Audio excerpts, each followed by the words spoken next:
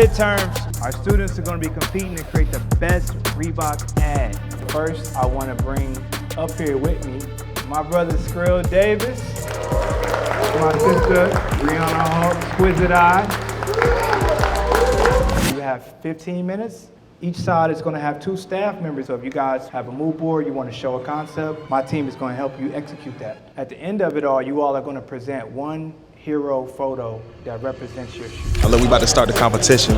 I'm actually nervous myself, and I ain't even shooting. What you want to see from everybody today, from both squads? Listen, I'm ready to see who got the best photography in Atlanta. I hope the ladies step it up and bring it.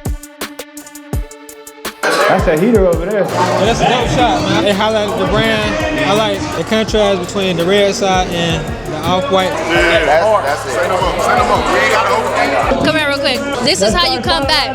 That's all I gotta say. Hey, I don't know who gonna win this round. They was over there asleep. They got knocked down, but they got back up. They put a hoodie on a stool. Who does that? Who does that? We have 1 minute left. So just this way, yeah. We need this. For the game 7, we not gonna do what Wimby did. No, that's the shot. Go.